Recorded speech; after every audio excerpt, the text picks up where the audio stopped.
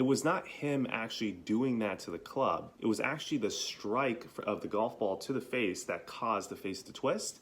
And that's what sensation of sometimes more powerful is not faster, right? What's up, guys? It's your favorite Kiwi coach. Welcome back to another video. In this particular video, we're going to be doing another before and after video. We haven't done one of these in a while. I think you guys are going to enjoy it. This is going to be Tanachi. He's one of our mini tour professionals who's hoping to be on the JGTO. We're going to be taking a look at his issue of a chipping shot or a snap hook shot. So without further ado, let's go do this thing.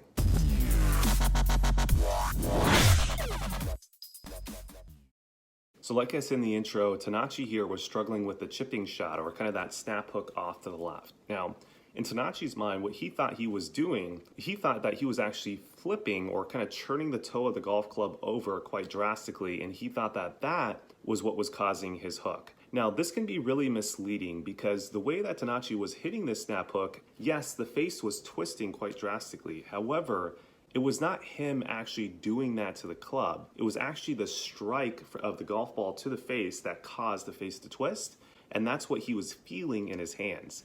And this is something we see a lot in lessons, and this is definitely misunderstood by a lot of you guys out there. Whenever you hit heel strikes, you tend to think that you're the one twisting the club, but it's not you twisting the club. It's actually just the strike that's causing the twisting motion, and then you can feel it in your hands. And because he was hitting that heel strike, what ended up happening was the club would twist like this, the ball would start low and left, and then it would hook even further left because his face was close to the path, and that was getting his chipping shot. Now, for Tanachi, the issue with this was when he was getting this shot, the way he fixed it was also an issue as well, because when he started to come into the golf ball trying to fix it, he would just try to have the face even more open. And on the odd time that he actually hit the sweet spot, the ball would start way right and go way right. So he had a massive two-way miss that he was struggling with. And obviously as a professional golfer, you really can't have a massive two-way miss. You can have a little two-way miss, that's perfectly fine. A lot of them have that, but you can't have that massive two-way miss. So we had to get the strike in a better spot.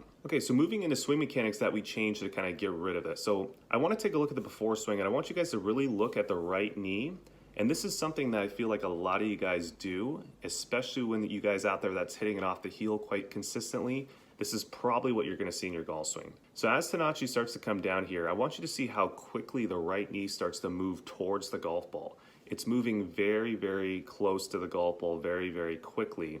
And by the time he gets to position 5, we can see that the kneecap right here is already outside the toe line. And for this position 5, that is quite drastic at this position. You typically want to see the kneecap inside the toe line at this particular point. Then as we get into position 6, he's rotating even more. The knee is moving even more towards the golf ball. And now at this position 6, he's very stuck, right?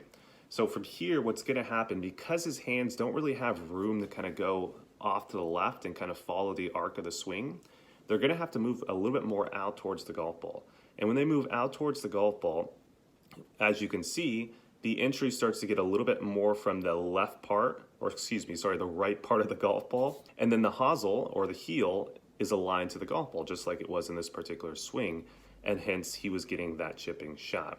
So the big part of the lesson that we did, which you're going to see in this after swing, is we try to work on getting that right knee to not move towards the golf ball, give his arms a little bit more space to kind of follow the arc of the swing. And then he was going to hit a lot more shots off the sweet spot. Okay, so we take a look at the after swing. Real quick, I want you to kind of notice what I'm doing with him right here. So the way that I'm supporting him is I'm putting an alignment stick right by his right thigh.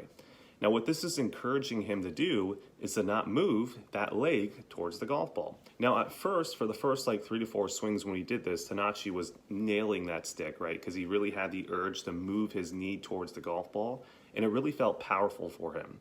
However, after another like 10 to 20 swings, he actually got used to the alignment stick being there, and he was actually able to swing faster than he was before, even though he felt like it was slightly less powerful. And that comes up to the conversation of sometimes more powerful is not faster, right? And this was definitely one of those cases. So as we start to come down, I want to take a look at position 5, and you can probably already see visibly how less that knee has moved towards the golf ball compared to his before swing. And let's go kind of take a look here. You can see some massive differences here.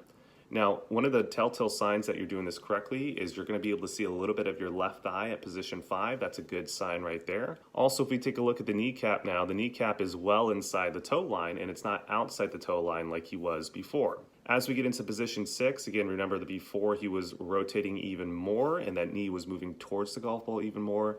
Now as we get to position 6, he's in a much different spot here. You can see the knee is hardly moved towards the golf ball. He's got plenty of space for those arms to kind of swing on the arc and align the sweet spot up to the middle of the golf ball. Okay, so then as we get the after, we can see now that the entry into the golf ball is in a much different spot than the before, right? So the before, again, is coming in from the far right side of the golf ball. Now he's coming a little bit more neutral down the line here. And from here, he was able to align the sweet spot to the golf ball much more consistently, which then in turn got rid of that chipping shot. So in review, there's a few things that you have to do to get rid of the chipping shot. So first and foremost, you have to have education, which just means you have to know if you're hitting at a heel strike, you got to know that that's going to twist the toe and that's going to cause that chipping shot. It's not you physically twisting the club, it's the strike that caused that golf ball to go to the left. So the first fix, if that is the case, you got to fix strike. Second, once you fix strike, you got to understand that you shouldn't try to open up the face more if the golf ball is going left, right? Because you know the ball went left because I hit the hosel. Now that I'm hitting in the sweet spot, it's not going to go left as long as I keep the same face angle that I had right before impact that I had before. I'm going to be all good. I'm going to hit the golf ball much straighter. So education is really, really big. Now from there, the next part is the swing mechanics, which I know a lot of you guys tend to fall in love with the swing mechanics. You guys think it's the true fix, which you could argue that it is definitely an important part. However, I would say education is just as important in this particular case. So the fix, which we already kind of went over, was just really fixing that right knee movement, got it out of the way, got him more space, able to line the sweet spot up to the golf ball. He was hitting his driver much, much better, much more consistent. He still had a two-way miss, which all pro golfers do have two-way misses, but his dispersion went from about here to about here. He was very happy, and he's off to the races, and hopefully he played good in his tournament, which was the next day. All right, guys, so if you guys enjoyed this video and you guys want to watch the actual lesson that I did with this professional golfer, you got to sign up for our membership site. On our membership site, we have a bunch of professional golf lessons that you guys can actually see a lot of kind of what we do in these before and afters. Where you hear me talk about concepts, you can actually see them in the lesson live, and you can actually see exactly what I'm talking about. I think it's really interesting. There's also some webinars on that membership site, and then in the future as well, we're actually getting other creators to come to the membership site and create videos for you guys as well. So I think it's going to be just a huge community that is going to be all about really just getting better at golf, as well as just bringing new people into the game of golf. I want you guys to join. So go ahead, hit the link down below. For a month, it's 1,000 yen per month. Think about it like a YouTube, Netflix subscription. There's also like a 6-month plan and a year plan that's slightly discounted as well. So check the link out down below. I hope to see you guys in the membership, and I'll see you guys in the next video.